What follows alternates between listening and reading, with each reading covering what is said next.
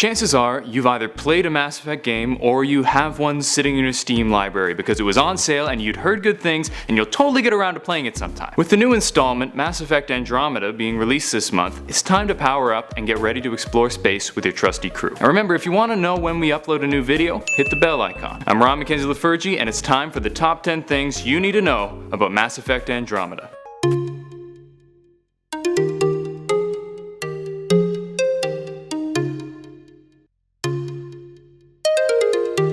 Number 10. None of the endings of Mass Effect 3 will be considered canon. And while the endings were super important to the Milky Way galaxy at the time of ME3, they won't be taken into account in Andromeda. This makes sense not only from a logistical standpoint, since it gives the writers far more freedom, but also because the Andromeda Initiative had already left the galaxy by the time Mass Effect 3 even begins. As cool as it would be to have past choices affect this game, I think this was the right call. Number 9. Andromeda will be much more exploration focused than 2 and 3 were. While the previous few installments were more linear and story driven, Andromeda is said to be more open, with more opportunities to explore. Now, this sounds great to me. Exploring is always my favorite part of games like this. Now, it won't have the same openness as No Man's Sky, but it's probably a good thing. Number 8. According to the folks at BioWare, the side quests will be well designed and varied. Some fans, after hearing about the increased exploration in Andromeda, feared that the side quests might suffer, becoming more bland and repetitive. BioWare claims that the side quests will be tied to the main story, similar to the way they're done in The Witcher 3. It's definitely good to hear, but I won't get my hopes up too much until I see the game. Number 7. A number of races are set to return in the new game, including the Asari, the Krogans, the Solarians,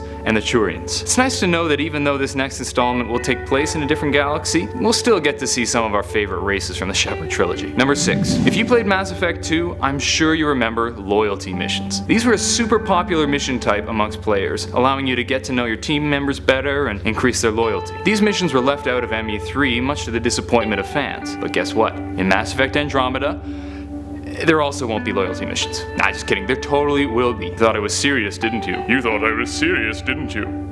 Acting. Shout out to the 2 people who got that reference. Acting.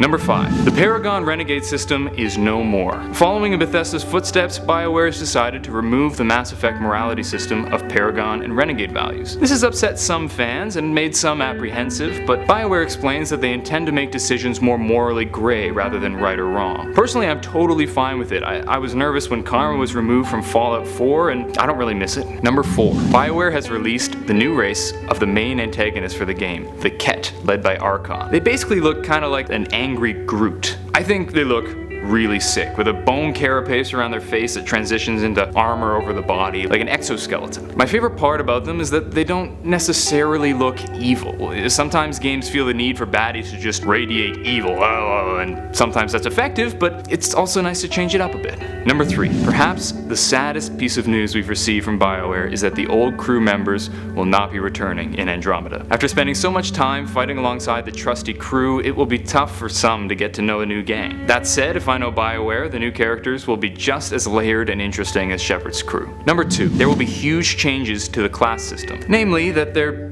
removing it. If you played previous Mass Effect games, you'll be familiar with the class system, where you choose your class and character creation, either each game or in the first one if you continue the same file. In Andromeda, the classes are completely gone. Instead, they're replaced with a wide and deep skill tree. Personally, I like this decision. As fun as classes are, I love to be completely free to focus on whatever aspect I feel like at any given time. Some fans are wary of this decision, but I'm confident that it'll be effective. Number 1. The combat system is being revamped. A new, more dynamic cover system was unveiled, allowing players to use pretty much anything as cover. The addition of a jetpack will allow for cool moves and intense fights. Plus, with the removal of classes, the weapons are not restricted by class, meaning anyone can use any weapon, which is awesome. And with the different weapon types and the weapons coming from different areas using different ammo types, the variability of combat will just be really great. You throw in awesome enemies, cool abilities, gorgeous graphics, and you get some pretty incredible battles. That's it for now. Thanks so much for watching. I hope you're as excited as I am. If you liked the video, hit like. If you want to see more, hit subscribe. Have an idea for another top 10 video?